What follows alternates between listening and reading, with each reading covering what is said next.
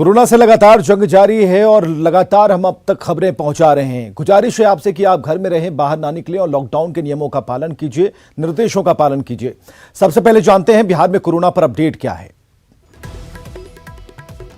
तो बिहार में 13 संक्रमित मरीज मिले हैं। समस्तीपुर में आज 6 नए मरीज मिले। वहीं दरभंगा में 3 नए मरीज मिले हैं। वहीं सहरसा में आज 2 नए मरीज सामने आए। सुपौल में भी 1 मरीज मिला है। कटिहार की बात करें तो 1 मरीज कटिहार से भी खबर है कि 1 मरीज मिला है। तो बिहार में कुल संक्रमित हुए 563, यानी कि 563 ये नया आंकड़ा है और 246 मरीज ठीक भी हो चुके हैं। अब तक 31,693 सैंपल्स की जांच हो चुकी है। 1,077 सैंपल्स जो जांच हैं वो प्रोसेस में हैं। इसके अलावा झारखंड में कोरोना का अपडेट जानिए। 132 केस अब तक मिले हैं। पलामू में कल 5 कोरोना मरीज मिले थे।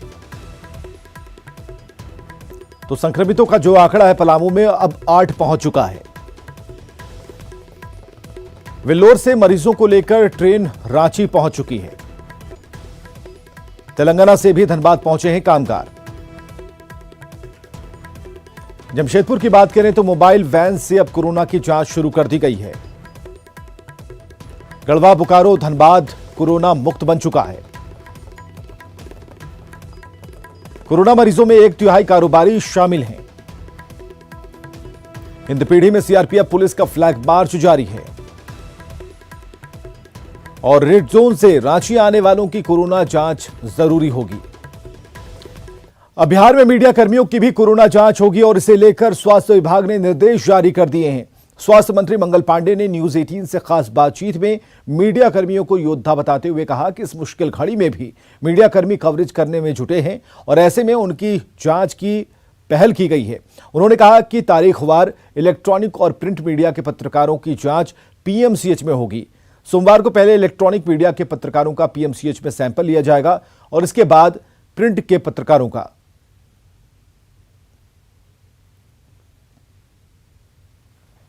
पहला दिन सोमवार को हमारे इलेक्ट्रॉनिक चैनल के जो साथी हैं उनका होगा।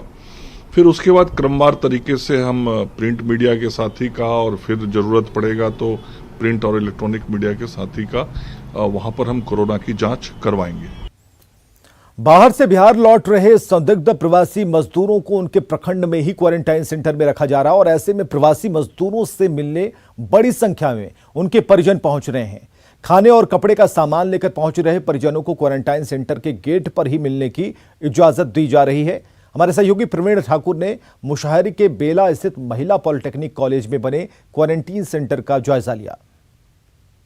मुजफ्फरपुर में प्रवासी मजदूरों के लिए और दूसरे लोगों के लिए भी 47 इस प्रकार के क्वारंटीन सेंटर हैं। लेकिन हर एक क्वारंटीन सेंटर पर चूँकि ब्लॉक स्तर पर ही लोगों को रखा गया है, ऐसे में जो आसपास के गांव के परिजन हैं वो अपने से मिलने के लिए आते हैं। लेकिन ये सोशल डिस्टेंसिंग मेंटेन करने के लिए इनको कहा जाता है।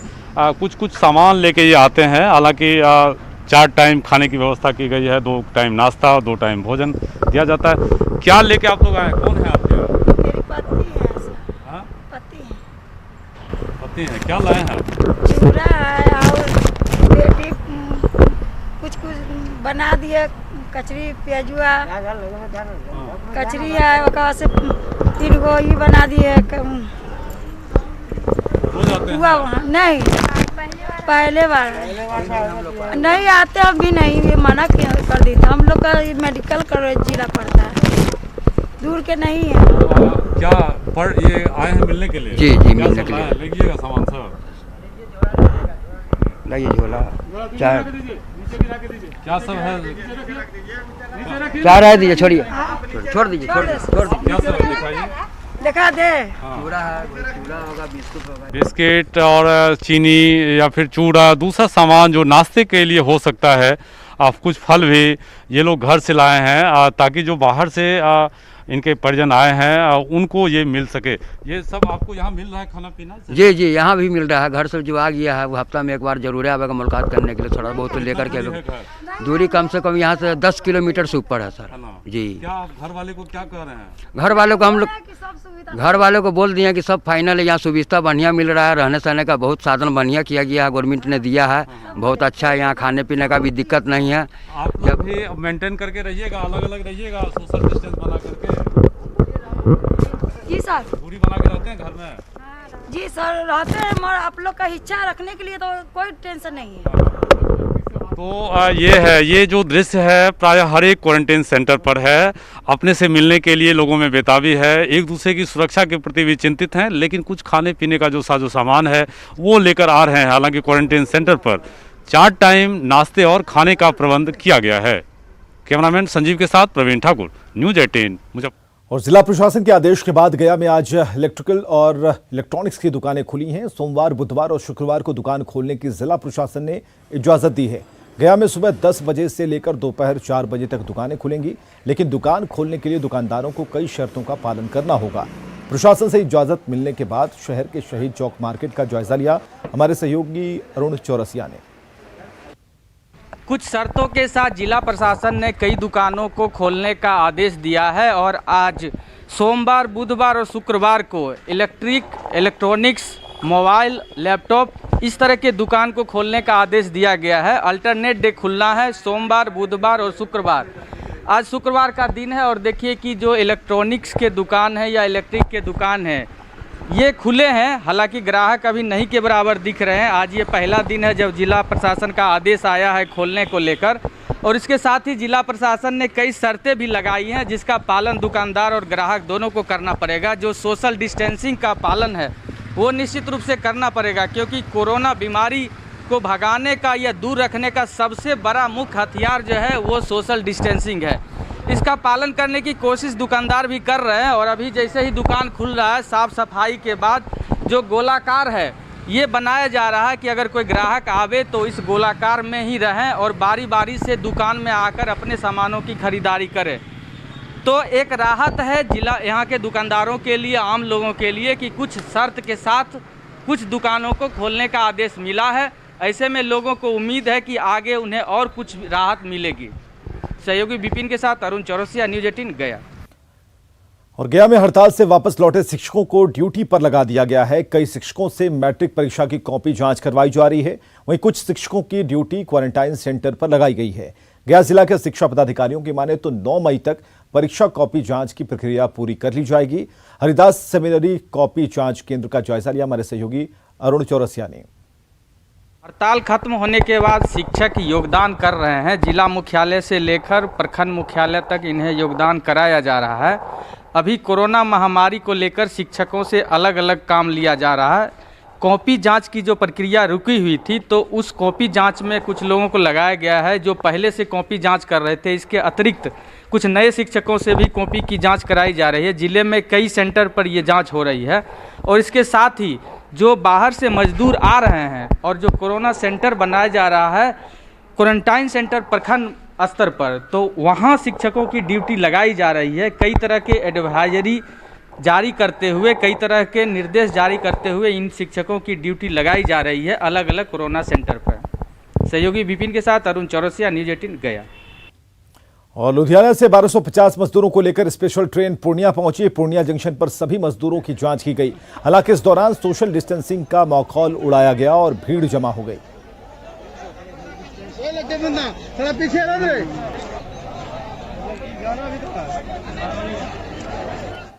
और मुजफ्फरपुर में प्रवासी मजदूरों का आना जारी है। हरियाणा के हिसार से पहली स्पेशल श्रमिक ट्रेन मुजफ्फरपुर पहुंची है। न्यूज़ 18 संवाददाता प्रवीण ठाकुर ने मौके का जायजा लिया। हरियाणा के हिसार से ये स्पेशल जो प्रवासियों को लेकर ट्रेन आई है वो दृश्य आप देखिए मुजफ्फरपुर जंक्शन पर ये आई है और लगातार हरियाणा और पंजाब से इस प्रकार के डिमांड हो रहे थे। तो व्यापक पैमाने पर यहाँ से इस इलाके से उत्तर बिहार और दक्षिण बिहार के भी मजदूर और मजदूरी के लिए जाते हैं, उनका जत्था यहाँ आया है स्पेशल ट्रेन से। और यहाँ पर जो पुरानी प्रक्रिया है, सैनिटाइजिंग किया जा रहा है तमाम मजदूरों को, साथ ही साथ यहाँ पर मजिस्ट्रेट और पुलिसकर्मी भी उपस्थित हैं और यहाँ पर स्पेशल गाड़ियों के जरिए उन्हें अपने ज़िले के गंतव्य तक भेजा जा रहा है। और ये 7वीं ट्रेन है मुजफ्फरपुर में जब प्रवासी मजदूरों और छात्रों को लेकर यहाँ पहुँची है। और ये कोशिश की जा रही है कि जो सभी प्रवासी मजदूर हैं उन्हें 21 दिनों के क्वारंटाइन करने से पहले जो उसकी स्क्रीनिंग है, खास करके थर्मल स्क्रीनिंग, उनके टेम्परेचर को देखा जा रहा है। साथ ही कोई लक्षण तो नहीं है, यदि इस प्रकार के कोई केसेज होंगे तो उन्हें फिर कोविड केयर सेंटर में भेजा जाएगा, नहीं तो फिर 21 दिनों के उनको क्वारंटाइन सेंटर में रहना होगा। और इसके लिए बसों का प्रबंध है पहले की तरह। और कुल मिलाकर 1200 से अधिक इस प्रकार के प्रवासी मजदूर हरियाणा के हिसार से आज आए हैं। कैमरामैन संजीव के साथ प्रवीण ठाकुर, न्यूज़ 18 मुजफ्फरपुर। और गुजरात के सूरत से 1208 प्रवासी मजदूरों को लेकर स्पेशल ट्रेन देवघर के जसीडीह पहुंची। वापस लौटने वालों में अधिकतर गिरिडीह के रहने वाले हैं। स्टेशन पर सभी मजदूरों की स्क्रीनिंग हुई। प्रशासन ने सबको मास्क, ग्लव्स और पानी की बोतल और खाने का पैकेट देकर विशेष बसों से उनके जिलों में भेज दिया। लेकिन हम लोगों ने पर्याप्त वाहन की व्यवस्था की है और उनको हम लोग पूरा आदर सत्कार और खाने पीने का सामान देते हुए सुरक्षित ढंग से हम उनको एक गंतव्य स्थल तक पहुँचाएं। फिर दोबारा जाइए क्या? दोबारा कैसे जाएंगे सर? इतना तकलीफ हो रहा है, ना खाने का कुछ मिल रहा है ना और कुछ मिल रहा है साहब। हम लोग इतना परेशान हुए, भूखे मर रहे हैं साहब। हम लोग ने कितनी गवर्नमेंट को आग्रह किया कि हम लोग को गाड़ी दीजिए, हम लोग किसी तरह से अपने वतन को जाएं सर, लेकिन आज नसीब में मिला है साहब। हम लोग रो रो के मर गए और परेशान हो गए आ रहे हैं। फिर दोबारा जाइए क्या? दोबारा हम लोग को जाने का मन नहीं हो रहा है सर। कोरोना बंदी के बीच दूसरे प्रदेश में फंसे लोगों के झारखंड लौटने का सिलसिला भी जारी है और पिछले दिनों यहां मजदूर और छात्र झारखंड लौटे हैं। वहीं आज वेल्लोर में प्रदेश के फंसे 1237 लोग रांची के हटिया स्टेशन पहुंचे और इतनी जद्दोजहद के बाद अपने शहर पहुंचे लोगों की खुशी देखते बनी।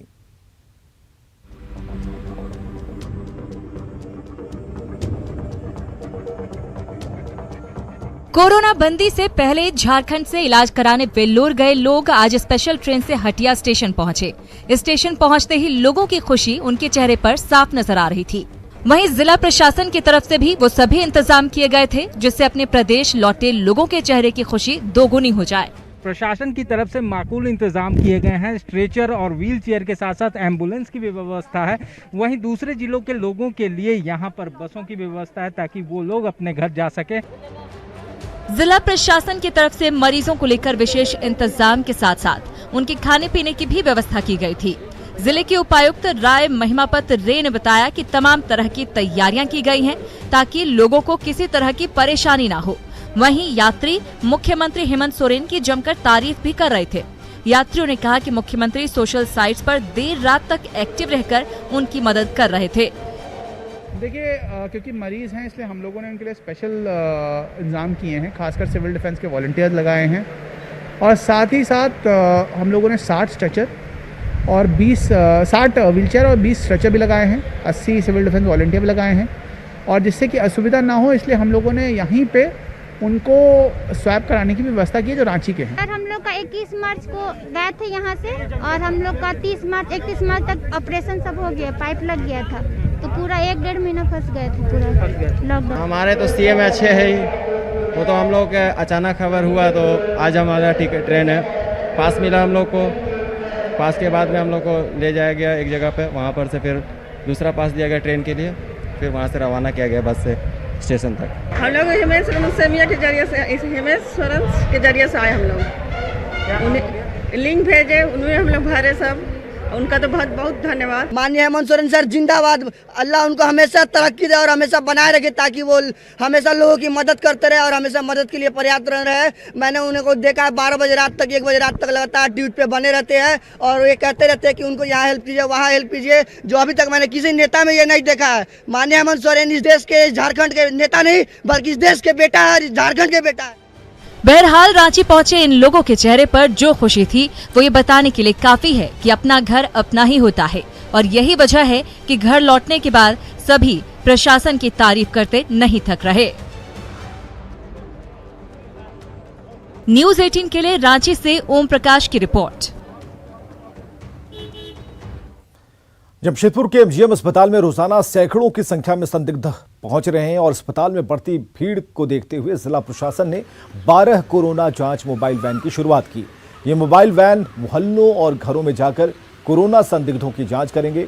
शहर के साथ ग्रामीण इलाकों में भी इन मोबाइल वैन से जांच की जाएगी। सिविल सर्जन कार्यालय से इन 12 मोबाइल वैन को रवाना किया गया। जायजा लिया हमारे सहयोगी आशीष कुमार तिवारी। झारखंड में भी कोरोना वायरस तेज़ी से अपना पांव पसार रहा है, वहीं जमशेदपुर में इसको लेकर व्यापक इंतजाम किए जा रहे हैं। मैं आपको दिखाना चाहूँगा जिला प्रशासन की ओर से। आप देख सकते हैं किस तरह अगर बस्तियों में या कोई इलाकों में कोरोना संदिग्ध हो तो उसके लिए वैन, मोबाइल वैन बनाया गया है। और ये मशीन जो है, इसमें अंदर डॉक्टर प्रवेश करके बाहर से जो कोरोना संदिग्ध मरीज है उसका ब्लड टेस्ट करेंगे।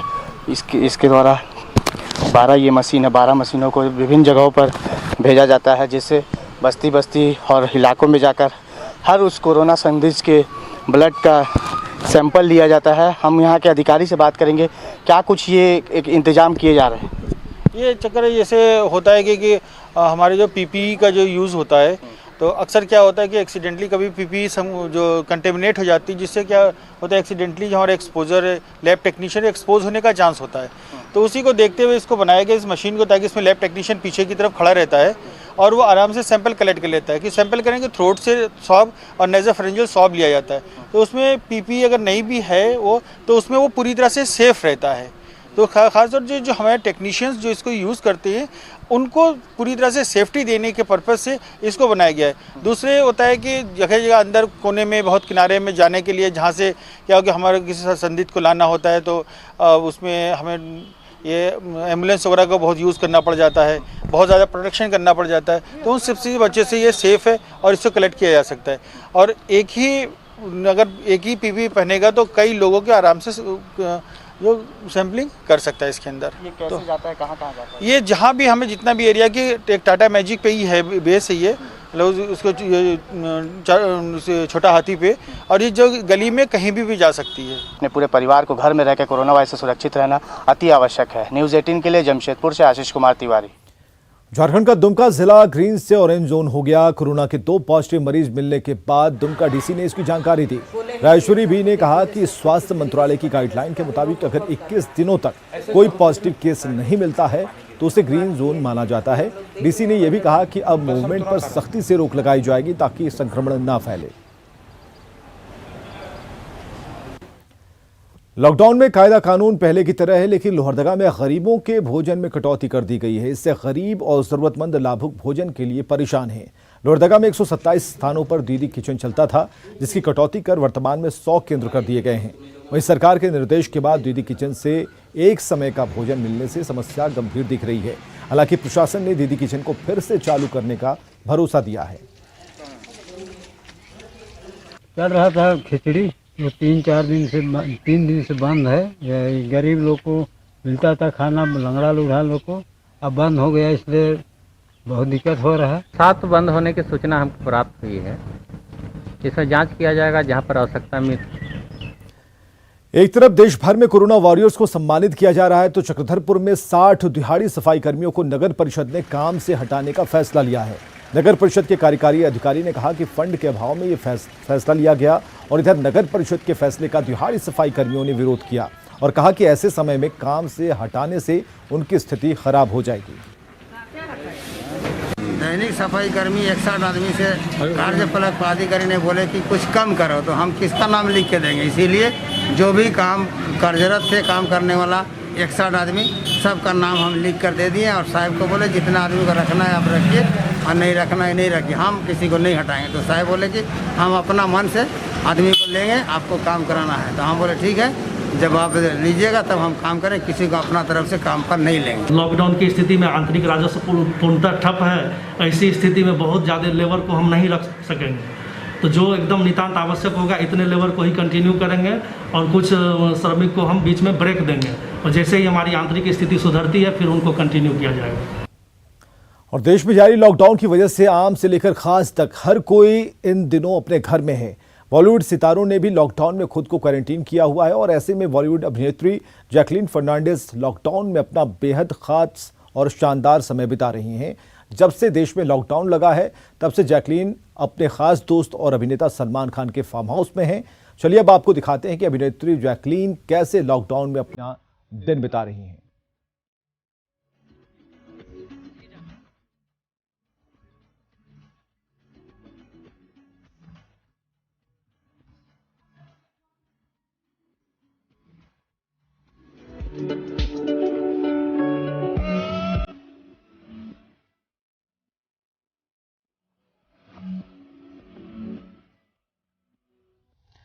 देश भर में लॉकडाउन को लेकर न्यूज 18 नेटवर्क के कवरेज की हर तरफ तारीफ हो रही है और ऐसे में पंजाब के कप पेंटर गुरप्रीत नामधारी ने न्यूज 18 नेटवर्क के कवरेज को अपने चित्रों में ढाला है। नामधारी के मुताबिक नेटवर्क का काम सराहनीय है। न्यूज 18 नेटवर्क जो है इस समय पूरी दुनिया में सबसे ज़्यादा कार्य कर रहा है। खासकर कोरोना की अगर बात करें तो कोरोना के लिए जितना बड़ा काम न्यूज़ 18 नेटवर्क ने किया है, मेरे हिसाब से किसी और चैनल ने इतना ज़्यादा नहीं किया। तो इसी कारण मैंने न्यूज़ 18 नेटवर्क के लिए एक स्पेशल पेंटिंग तैयार की है कि जिसके 16 जो चैनल्स हैं और 15 भाषाएं हैं, जिनकी 26 स्टेट्स में काम कर रहे हैं और जिनके 1200 रिपोर्टर्स जो है अपनी जान तली पे रख के अपना कार्य कर रहे हैं और जिनके 60 करोड़ जो व्यूवर्स हों, तो उनके लिए मैंने जो 18 न्यूज़ 18 का भाव था कि 18 जो बुझाएं मैंने न्यूज़ 18 की बनाई हैं हमारे नाभा क्षेत्र में। ये हमारी जो कृपा है हमारे ठाकुर श्री दिलीप सिंह जी की, उन्होंने मुझे ये आइडिया दिया। कोरोना के खतरे के बीच दरभंगा के निचले इलाके में बाढ़ का खतरा दिखने लगा है। बारिश और नेपाल से आने वाले पानी की वजह से कमला नदी में उफान आ गया है। कुशेश्वर स्थान के निचले इलाके के खेतों में तेजी से पानी भरने लगा है, जिससे इटहर पंचायत के इलाके की फसलों को नुकसान पहुंचा। किसान परेशान हैं। डीएम ने कहा है कि पानी उतरने के बाद फसल के नुकसान का आकलन का काम शुरू कर दिया जाएगा।